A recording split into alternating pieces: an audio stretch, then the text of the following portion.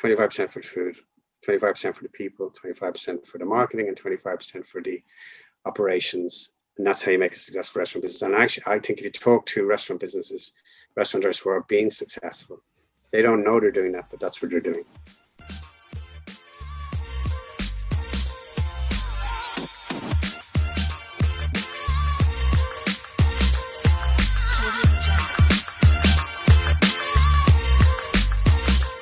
Today, I have the absolute pleasure to chat with Brody Sweeney, who is one of the most successful and well-known businessmen in Ireland today. Back in 1988, he started the iconic O'Brien's sandwich bars in Ireland and grew that into a multi-million pound business with over 100 stores nationwide. And now, Brody owns Camile Thai Kitchen, which has over 40 locations nationwide and is one of the most progressive and exciting restaurant franchise businesses around.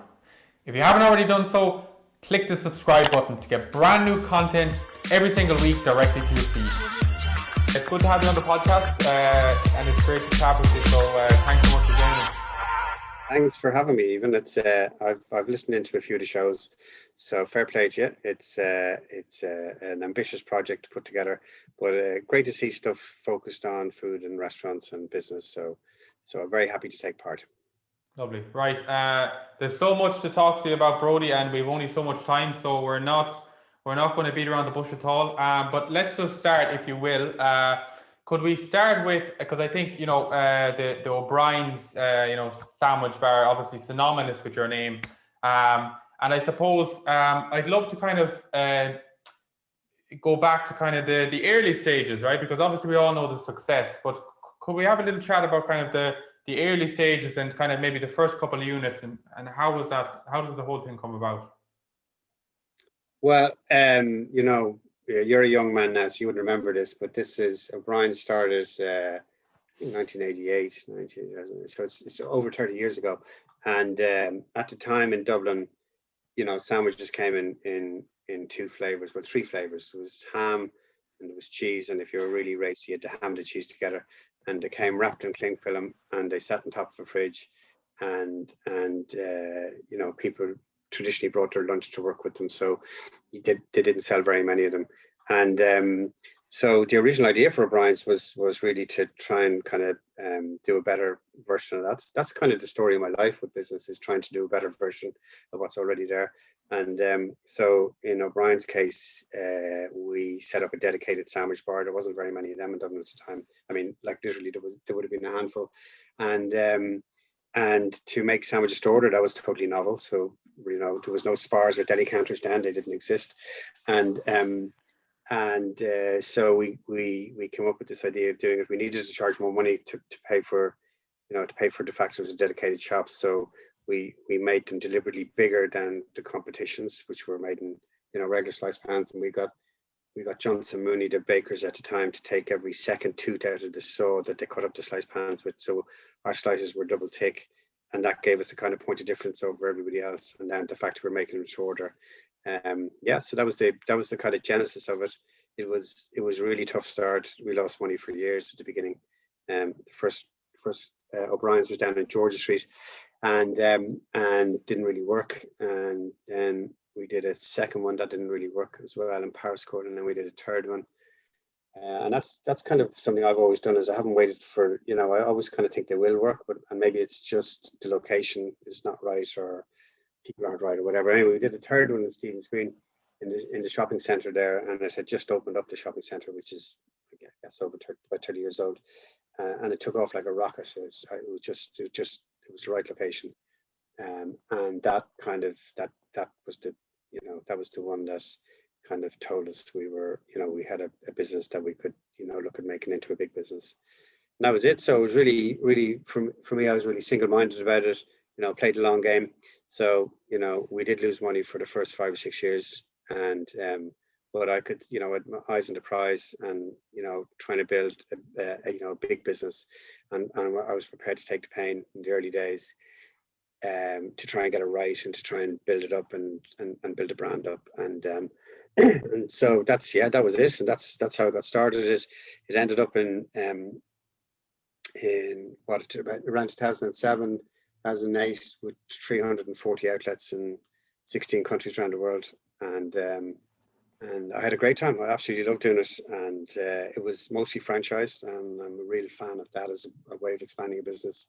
And I was really proud of it. You'd have people coming back from somewhere like Singapore, and they'd pass through the big airport there, and they'd have spotted O'Brien's, and they'd say it kind of made me feel like I was nearly home. So I mean, that was great. It was it was one of those early businesses that came out of Ireland that went international, and that people were aware of it, and it wasn't associated with alcohol, as most kind of Irish brands at the time were, and that people could feel or touch. It was spirits or beer, and that was great. Yeah, I really had a great time with it, and it all went pear-shaped at the end. In 2009, I had to put the business into examinership. I lost everything on it, and which wasn't great fun. I wouldn't recommend it to anyone. And then got started again. With Camille.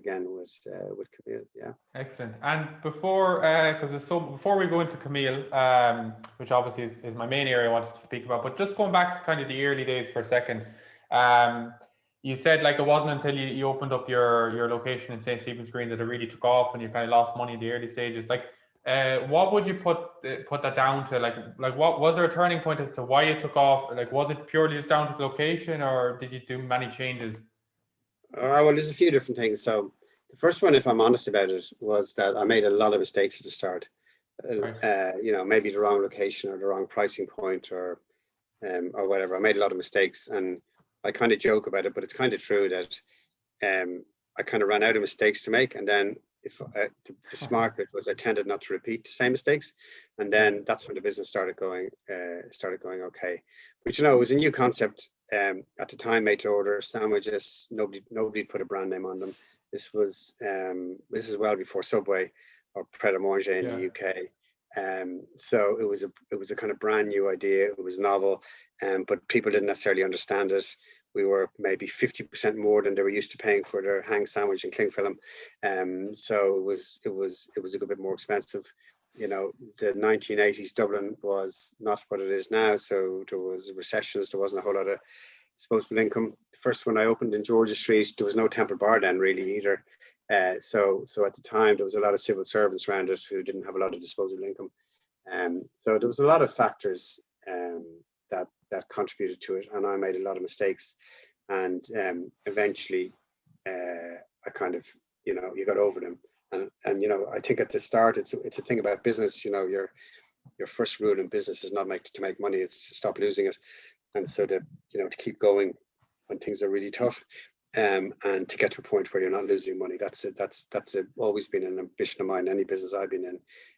And then the upside will look after itself, but the first thing is to ensure your survival, and the way you ensure your survival is to stop losing money. Yeah, but they always lose money at the beginning. Yeah. Excellent. No, and very last one on O'Brien. Sorry, Brodie, and then we'll move on to all the other stuff I have. But you've mentioned mistakes a lot there, right? And I find that very interesting. And a lot of my listeners are restaurant owners, right?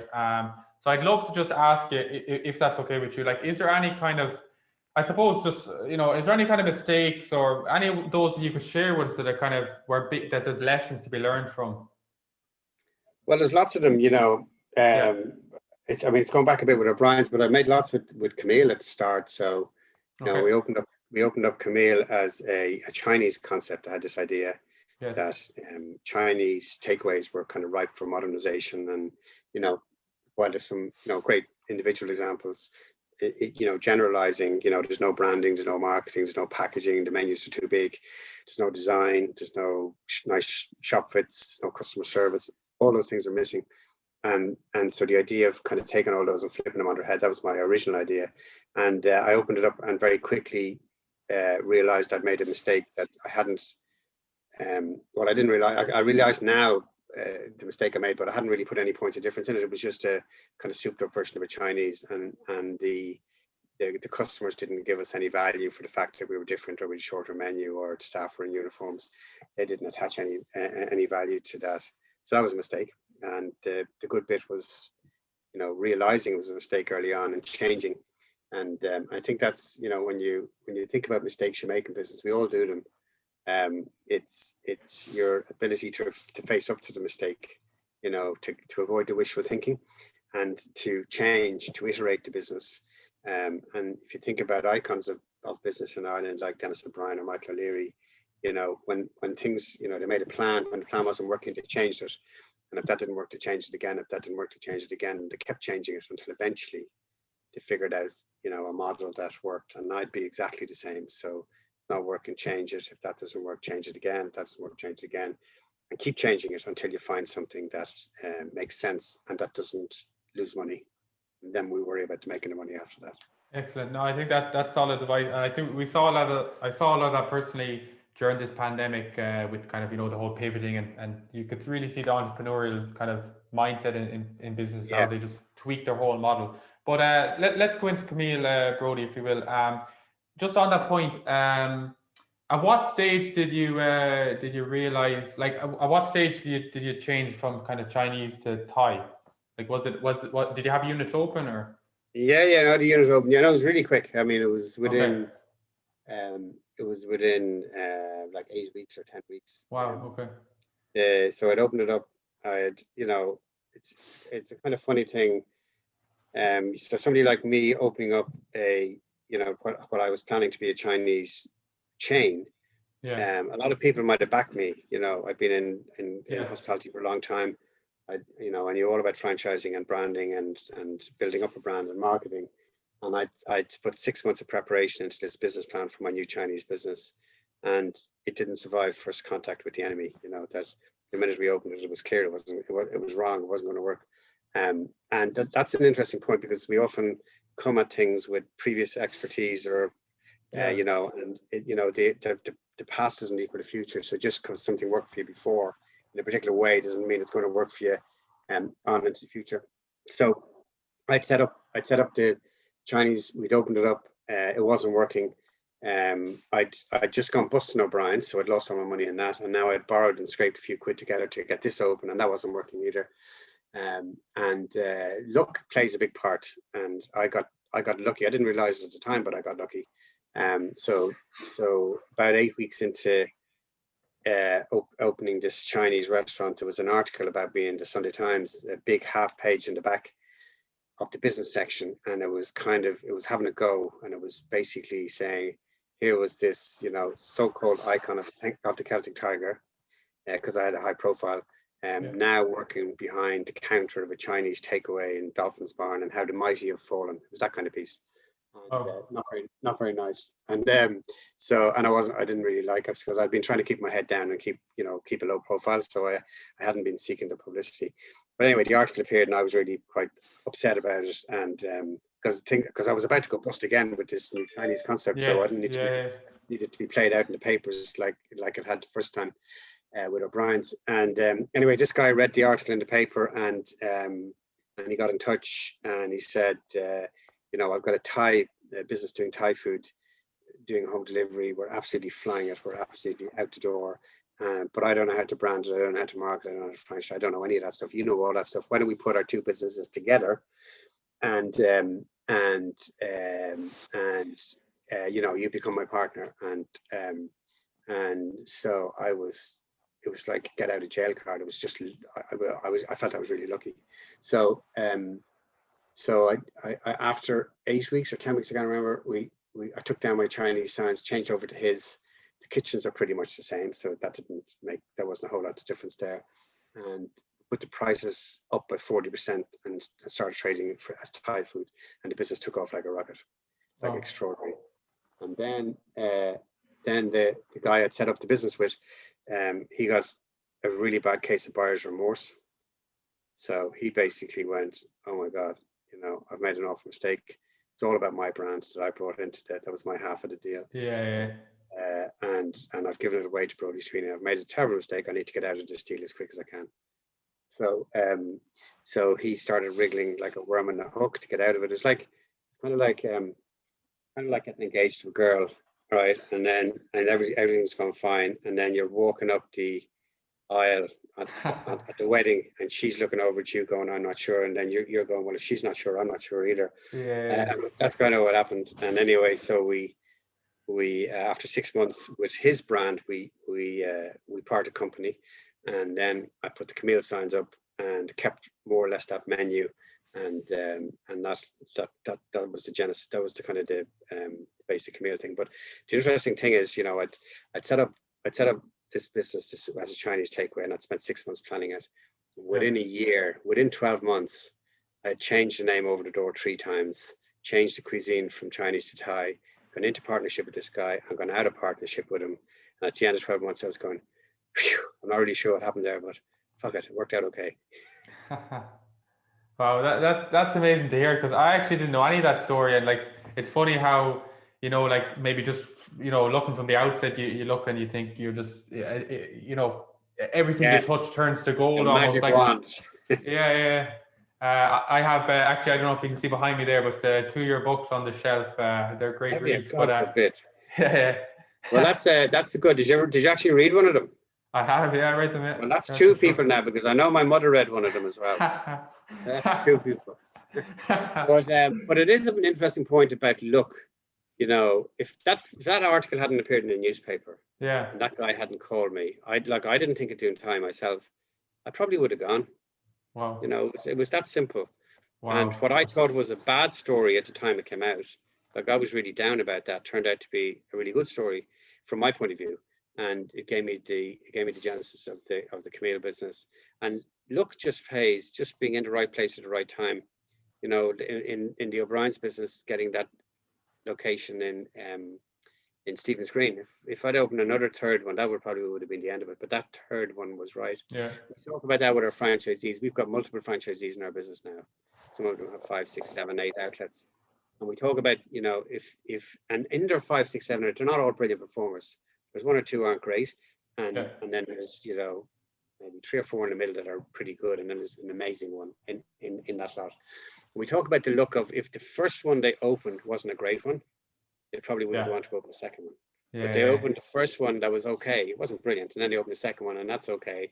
And then the third one opens, and it's not great, but they can live with it because they've got 2 that are doing okay. But just the order in which they open, you know, you open one that's not great, you don't do a second one a lot of the time. You open one that's good, and then you're encouraged to do a second one, and if the second one isn't great, well, you can live with it, you know. Yeah. And it's just luck. It's just luck. Wow. And when it comes to that, like so when you open up a location, like your model, right, and the kind of chain franchise model is that they're pretty much replications, right? So what is it? Why does one work from one franchise would work, and then the same guy might open another one and that might not work? Like, what is it? Is it just location, or is there something else? Well, you know,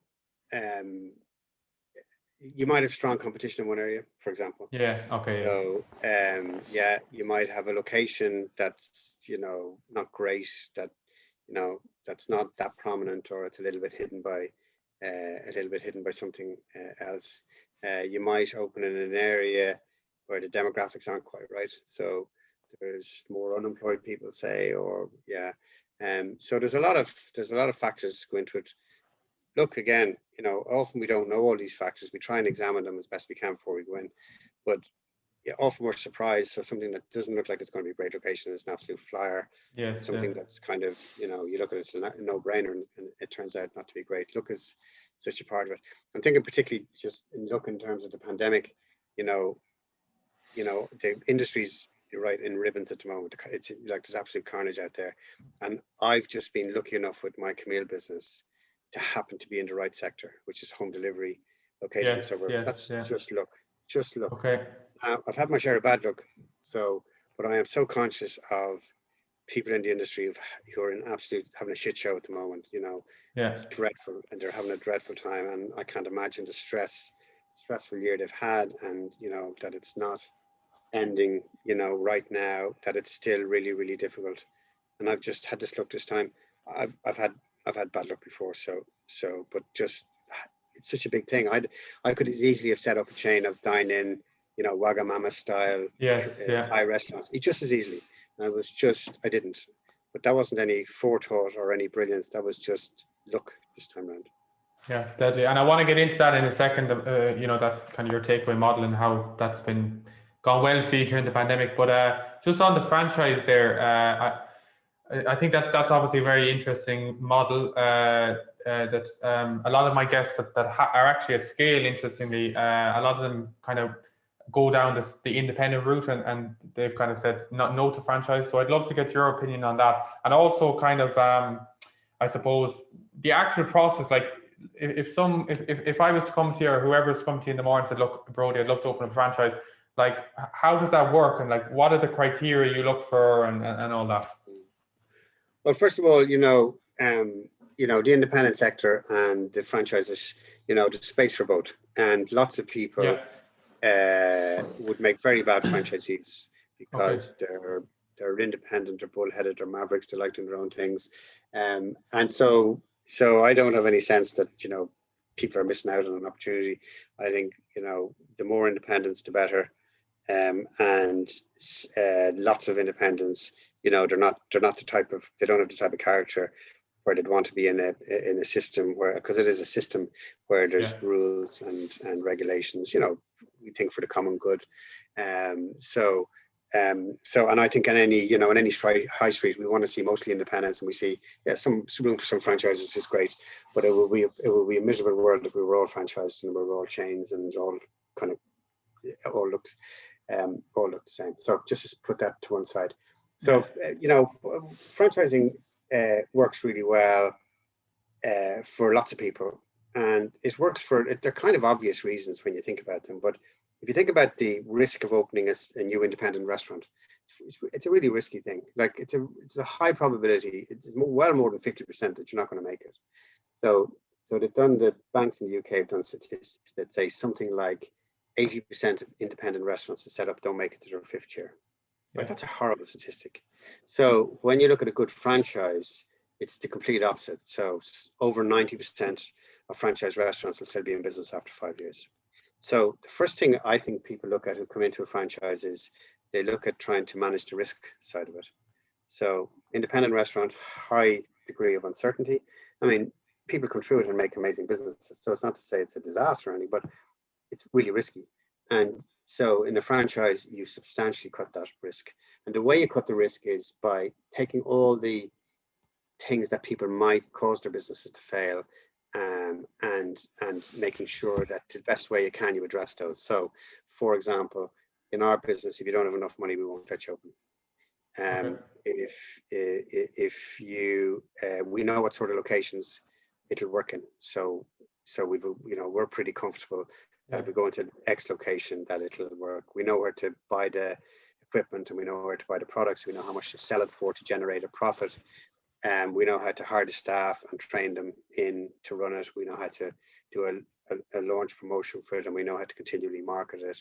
We have the app, we have the support that goes with that. So in our business, if somebody, goes on Facebook at 8 o'clock on a Saturday night looking for their food in Cork, we have somebody who will respond to that in real time.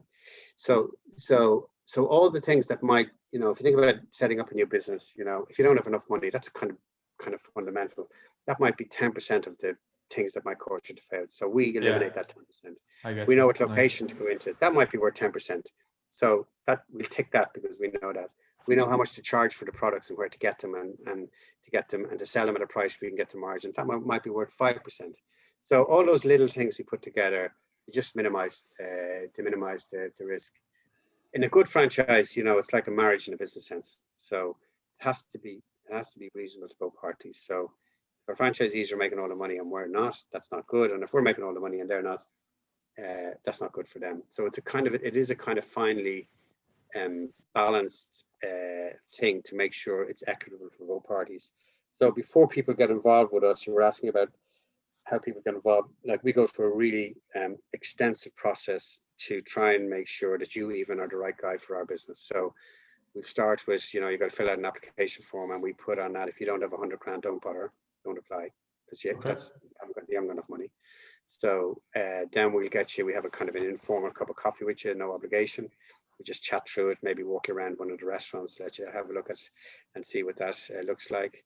And then we get you in for a formal interview where we go through the legals and the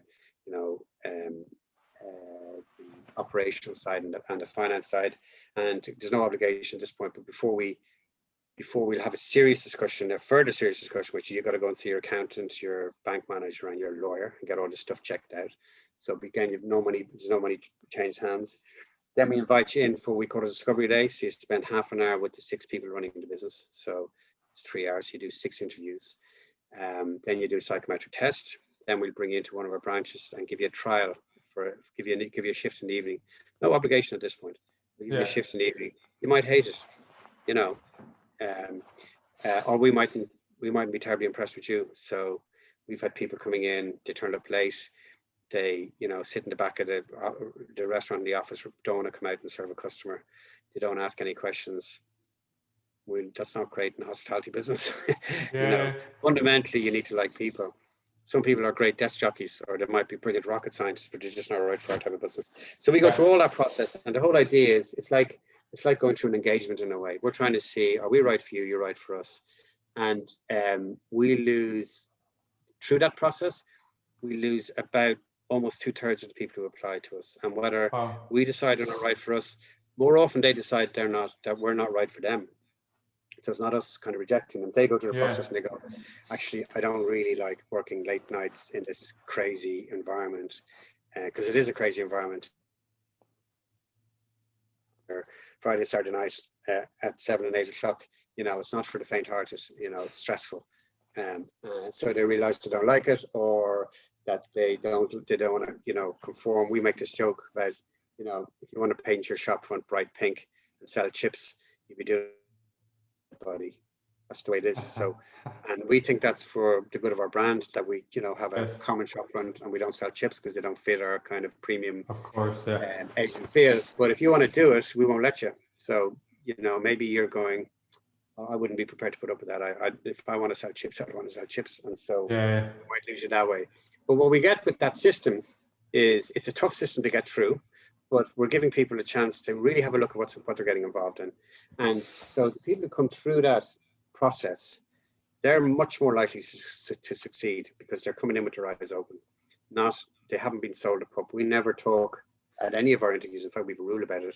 We never make projections. We never tell you how rich you're going to become or how much money you're going to make. We just don't have that conversation. So we tell you about how tough it is and how stressful it is and how long the hours are and how you have to be a really tough person because, you know, you get all sorts of stuff thrown at you that you weren't expecting, and how you deal with that is how successful your business is going to be. And so we're fortunate with that system to be able to have that system. It absolutely attracts the sort of people we want into our business, and we lose the people who probably aren't right for us, and maybe not right for a franchise, or maybe not right for doing their own thing at all. So it's a really robust system, and it's for our franchise. We had a guy on last week who we turned down, and he's like furious with us, like, how could you turn me down? How am I going? We're actually saving your money because we don't think you're going to make it. And he's freaking out with us, really upset with us. And our genuine judgment was that guy would lose his money with us. And so we don't want that person. We don't want it for our company because it's bad reputation. We don't want it for him either.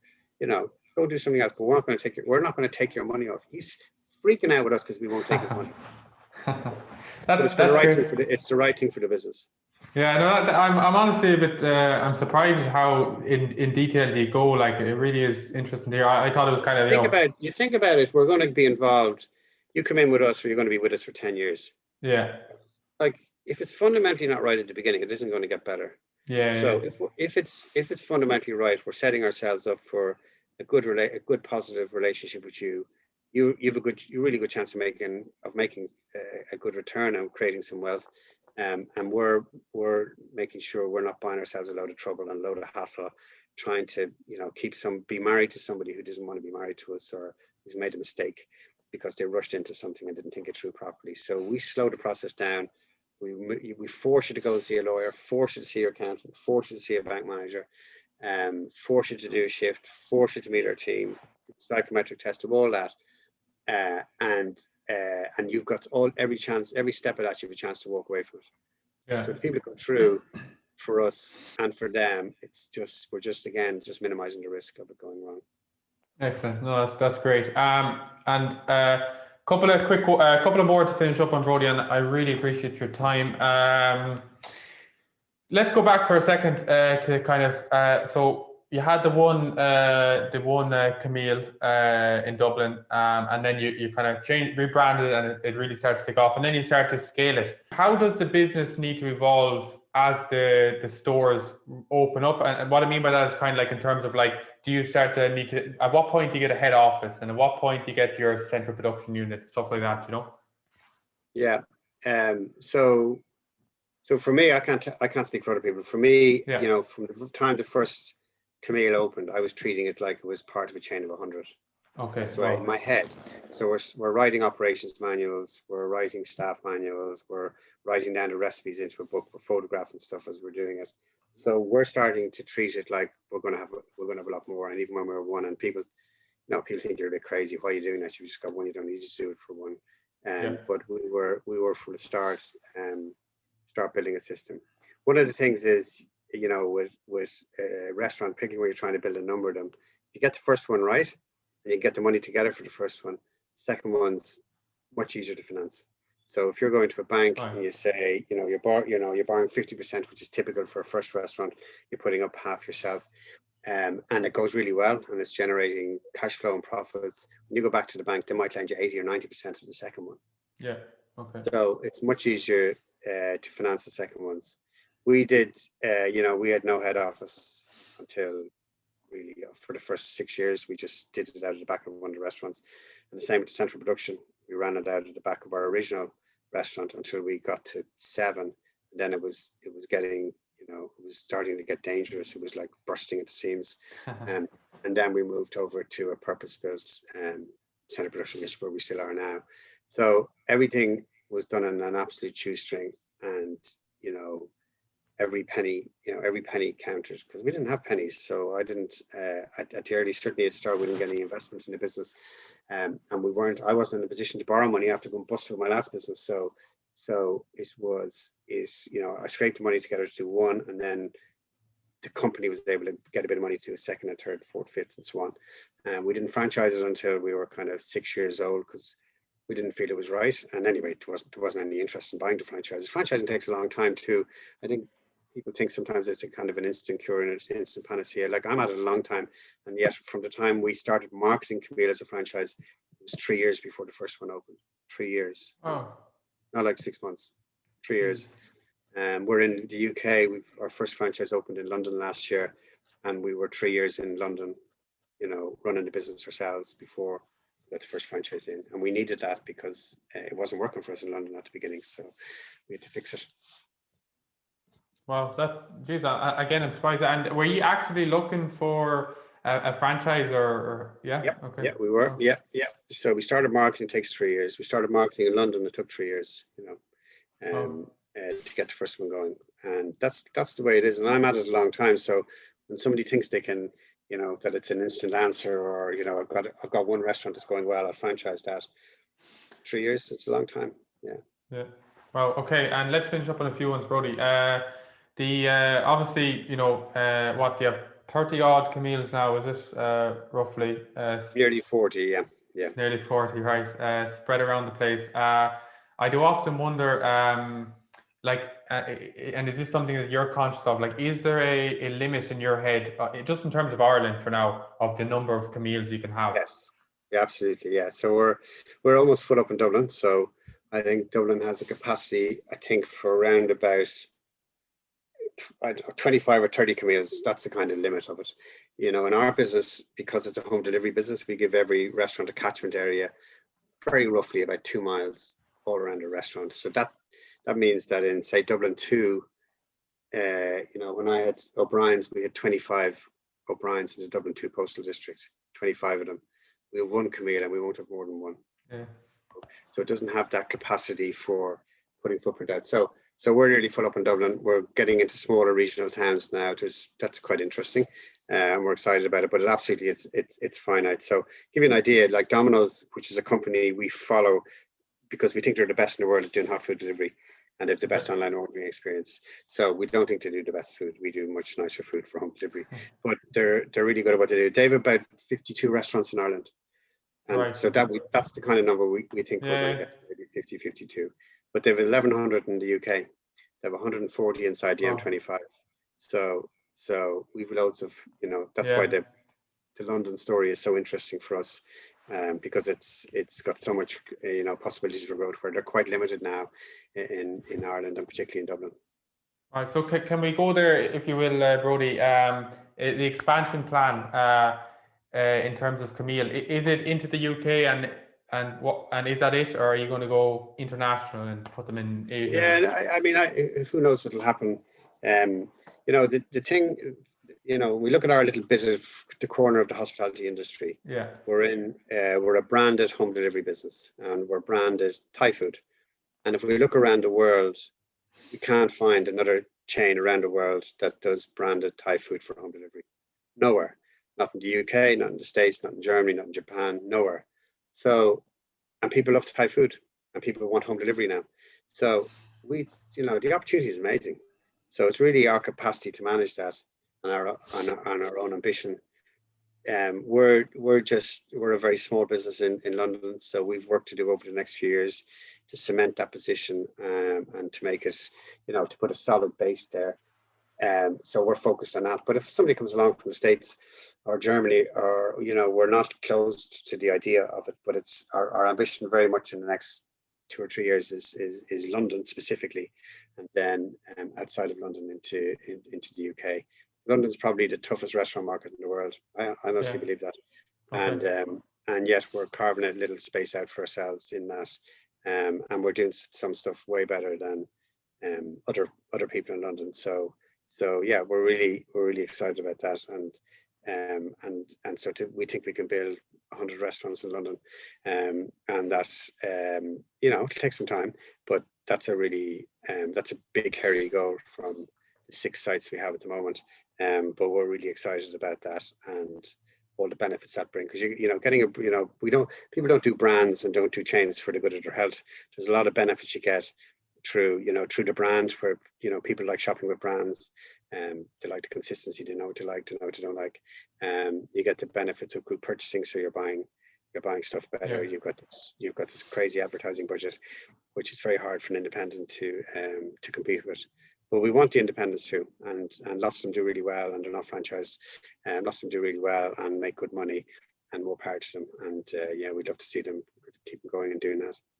Excellent. And just on a quick aside, back in 2019, you came out kind of with a new concept, a new brand, your ramen brand. And I just wanted to ask you about this, because it wasn't a bricks and mortar place, right? You were doing it, and correct me if I'm wrong, kind of from the Camile Kitchen. And I just thought that was very interesting, because 2019, like that was almost like a ghost kitchen, right? Which is a trend that we're seeing a lot of lately. And I think even going into the future, we're going to see a lot more of them. And that was a concept you started back in 2019. So I'd love to get your opinion on that. Is that kind of a good model going forward? And what's the plan for the Slam and Ramen? Yeah, we actually have 2 other brands now. We have an Indian brand and a lunchtime brand called Greens and Shoots. On the surface, they're really interesting. So, you use the same kitchen to do another brand out of, and it kind of in theory sweats the asset better, because you're not having to reinvest in equipment. Building a kitchen, anybody running restaurants know, building kitchens is very expensive. They cost a lot of money. So the idea of doing another brand out of the same kitchen is interesting. They're pretty tricky though. So just setting up a brand that means something. We spent 11 years building up Camille. Now it's getting some traction as a brand in Ireland. It's no sort of brand in the UK. So the idea of a brand is it brings business. So just by virtue of coming up with a name for something doesn't mean it's going to do any more business. So Slam and Ramen being a case in point, it's got no physical presence. Very few people in Ireland or Britain have ever heard of Slam and Ramen. So it's not a brand like Camille in that sense. I think when you think of the investment in a kitchen, where Camille is an evening dinner business. So we're busy in the evenings. The rest of the day it's not that busy. It's not busy in the morning. It's not busy at lunchtime.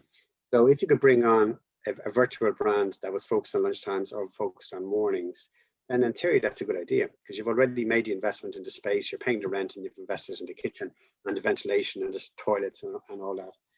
but it's easier said than done. So, for example, in theory, we could go into the coffee business in the mornings, but in practice, where our locations are in residential suburbs that don't have much footfall, and we don't have any reputation for coffee, and coffee's not really a virtual brand; it needs a physical presence. So they're pretty challenging, these brands, but we're interested in the space, and so I'd say we're investing in experimentation rather than being absolutely convinced that they're the right thing to do or they're a brilliant idea, and we'll continue to do that. We've got we're in cloud kitchens in London. Very hard to make money in them, but it's a really interesting space. So we're playing into space. We're doing virtual brands as well. We have a Petty Camille concept in working in motorway services in the Circle K and in Kildare. We're doing hotel, pub, and restaurant conversions where we're going to regional towns and converting pubs that already have the investment in the kitchen. So it's a really interesting space. I'm not sure where it's going to pan out. I wouldn't be rushing into it for a small restaurant or as an answer to your problems. Brands cost money to build up and they cost money to market, and just by virtue of sticking a brand name on a site like Deliveroo or Just Eat doesn't mean it's going to do a whole lot. So just to be wary of them. But it's an interesting space. Excellent. Two final ones, Brodie.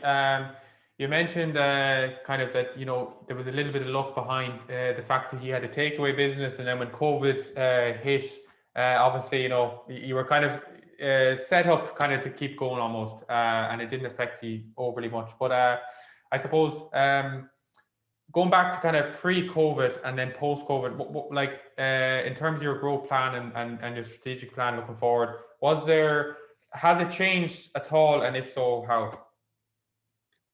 Yeah, I guess for us, we're probably looking at smaller restaurants than we would have been before the pandemic. Right. Less seating, more home delivery. It's made us get better at what we do. So we weren't bad at doing home delivery before the pandemic, but we've worked harder to get better at it since then. So speed is everything in our business. The customer expectation now is a delivery inside 30 minutes. That's an incredible logistical feat if you think about taking an order in, preparing it, cooking it, packing it, dispatching it, and delivering it all in 30 minutes. That's particularly our restaurants tend to be high volume, with small front of house, but there's a lot of orders going out to the kitchen every night, and so we've worked hard to be better at that than we were. We've been incredibly lucky, and I just said luck isn't a small thing. I think luck is a big thing, and we've just been incredibly lucky this time, as we were lucky with that bad newspaper article, as we were lucky with lots of things over my business career, and the converse of that is there's lots of bad things and bad luck as well, and so I guess I'm like a lot of people in restaurants, I'm an optimist by nature. So when the bad stuff happens, you kind of file it away, not dwell on it, and get on and get out, and pick yourself up and put your shoulders back and get on and try the next thing. And usually, if you have that kind of a disposition, eventually you'll crack it and it'll come right for you. And I do believe that. Excellent. And I'll finish up on this one, Brodie. And I understand this is probably a bit of a wishful question, right? Because it's hard to answer maybe, but I'd be remiss not to ask you. And that's from, I suppose, the fundamentals of running a restaurant, right? a lot of people would look at you, that maybe have one restaurant and are struggling, and it's difficult and all that. Just like operationally to run it, nothing to today's times, but they'd look at you with your 30 restaurants across the country, and they'd be like, how on earth does he do it? So if you will, if you were to kind of give one or two or a couple of kind of reasons and keys for success within the restaurant business, what would they be? Well, I'm old now relative to most people running restaurants, so the grey hairs were something I think. What I've really realized is the importance of the people in the business, and we do pay lip service to that. But a restaurant is a business you don't run on your own. You have staff, you have people around you, whether that's in the kitchen or in the front of house, or in our case with delivery drivers as well. And somebody told me this, just maybe 10 years ago, but they used the analogy, we tend to think of businesses, particularly small businesses, like a family. We look after the people, and we've that great atmosphere, we all support each other. And they said to me, that's not a good way of looking at it. You really need to look at it like a team, not a family, like a team. And if you think about, I don't know if you follow rugby at all, but we had the match yesterday. Yeah. The rugby match. Ireland were playing. Who were we playing yesterday? We were playing Wales. And we got beaten. So our manager has a squad of 24 players, and out of that he picks his best 15. And that analogy in business is a really brilliant analogy. So if you think about running your restaurant, if you have 10 people working in it, if you think of that team analogy, you're trying to pick the 10 best people you can to run the business. You want a team of A players. So you want the best chef with the best attitude, with the best skills, and the most organized under pressure. You want the best front of house people who treats everyone who comes in like their granny, and is amazingly efficient and knows how to upsell. So our aspiration running any business should be to have a team of A players running the business. And it's an aspiration because I don't think anyone ever gets there, but it's an aspiration that says, if I don't have a team of A players, I should be encouraging the B players or the C players out into a different job and to replace them, as a manager does in a sports team. So the analogy is a team rather than a family, and that you're trying to have your best 15.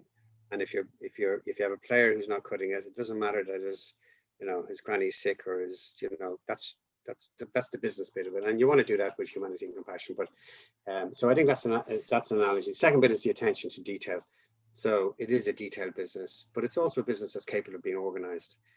So every bit of it's important to try and get right. I think a lot of people go into the restaurant business because they love food.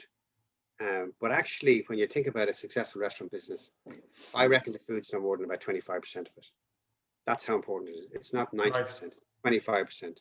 So what's really important is the other 75%. So maybe 25% is to do with the people, having that team of A players who give this amazing service and who run the business efficiently and watch the books. 25% is on the operations. So how your kitchen is set up, the type of menu you have, that what is quick to produce, whether it's products that produce the margin you want as well, whether they're easy to produce in bulk when you're really busy. So you might have 25, and then you maybe 25% of marketing. So how do you get your name and your brand out there? Even as an independent, how do you build up your name? How do you maintain your social media presence? How do you watch all that? So you've got those four I call them the four basics in any business really, which is the marketing, the finance, the people, and the operations.